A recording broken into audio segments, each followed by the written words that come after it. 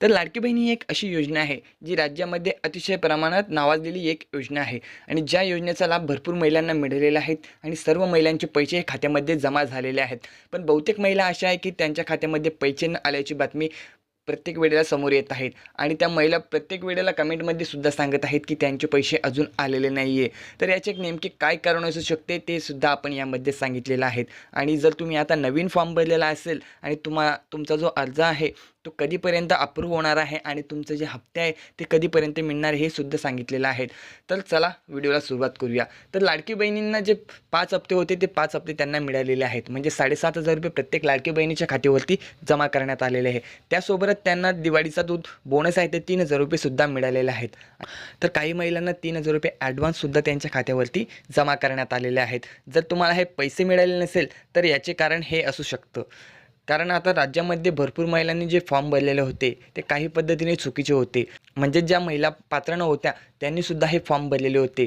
तर फॉर्म भरण्याच्या आधीच एक अट आलेली होती की जी महिला 21 ते 65 वर्षामध्ये असेल तीच या फॉर्मसाठी पात्र असू शकणार आहेत. सोबतच तिचे वार्षिक उत्पन्न 2.5 लाखाच्या आत असणे आवश्यक होतं. तर जर तुमचा उत्पन्न हे 2.5 लाखापेक्षा जास्त असेल किंवा तुमच्याकडे रेशन कार्ड नसेल तर तुम्हाला या योजनेचा लाभ घेता येऊ शकत नव्हता. पण भरपूर जणांनी अशी डुप्लिकेट कागदपत्र तिथे दिलेली होती. त्यानंतर त्यांचे फॉर्म हे अप्रूव्हसुद्धा झालेले होते आणि त्यांना खात्यामध्ये पैसेसुद्धा आलेले होते.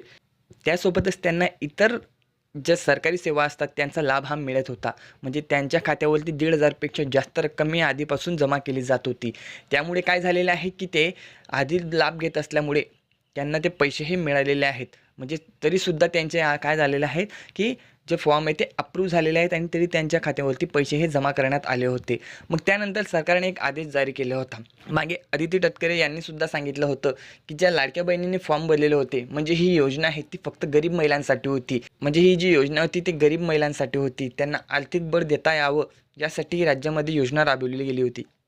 परंतु तुम्ही बघू शकता की जो हा फॉर्म आहे तो खूप प्रकारे बोगस पद्धतीने सुद्धा भरला गेलेला होता. आधी एक बातमी आलेली होती की एका जणाने 12-12 फॉर्म हे भरलेले होते आणि त्याचे अप्रूव्हसुद्धा झालेले होते आणि त्यांच्या खात्यावरती ते पैसे जमा करण्यात आले होते. तर सरकारने एक योजना राबवली होती, ती होती महिला सक्षमीकरणाची. तर त्याचा दुरुपयोग झाल्याने त्या योजनेचं काय केलेलं आहे त्यांनी आता निवडणुकीनंतर आता तपासणी सुरू करायला सुरुवात केलेली आहेत. म्हणजे जे बोगस लाभार्थी होते त्यांच्या खात्यामधून आता हे पैसे ताणून घेणार आहेत.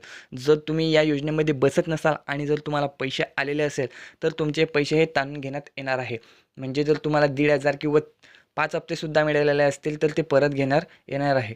सोबतच जर तुम्हाला एक नोटीस जारी केली जाईल त्यामार्फत तुम्हाला जे पैसे आहेत तहसील कार्यालय किंवा जिल्हाधिकारी कार्यालय यामध्ये तुम्हाला जमा करायचे.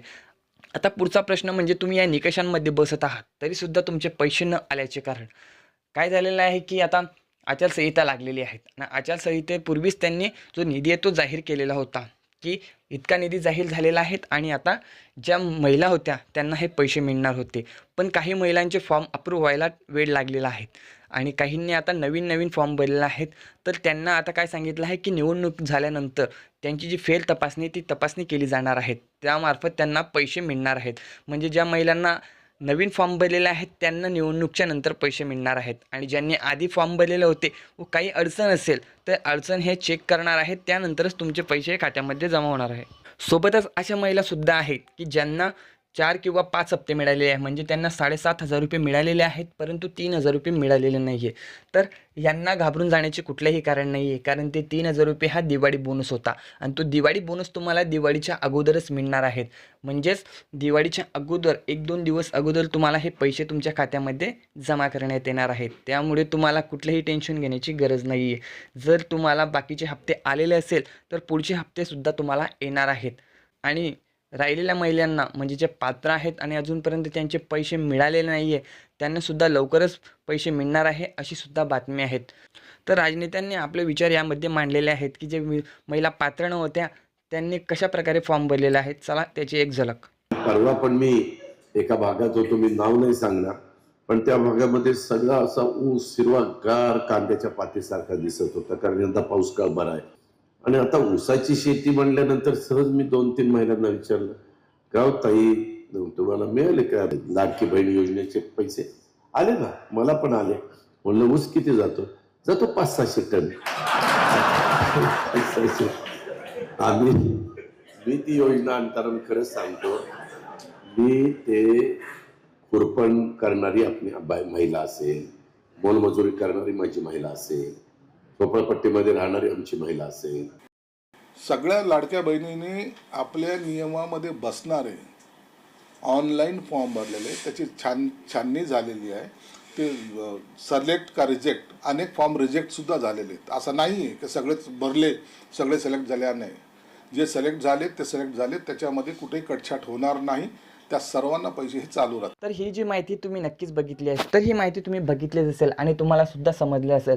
त्यासोबतच आता काँग्रेसचे जे प्रवक्ते त्यांनी काय सांगितलं आहे, म्हणजे जी महाविकास आघाडी आहे त्यांनी सांगितलं आहे की आम्ही आता महिन्याला महिलांना 3,000 रुपये हे देणार आहेत. परंतु अजूनपर्यंत असा कुठलाही जाहीरनामा त्यांनी काढलेला नाही आहे. मागे त्यांनी सांगितलं होतं की आम्ही एक जाहीरनामा काढू ज्यामार्फत महिलांना आम्ही 3,000 रुपये देऊ.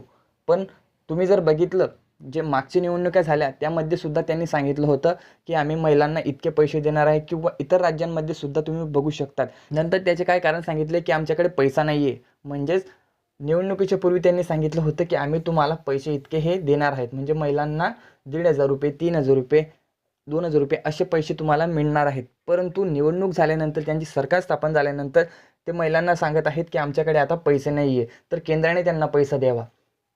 तर आता तुम्हाला कुठल्याही प्रकारच्या या फसव्या गोष्टींमध्ये पडायचं नाही आहे.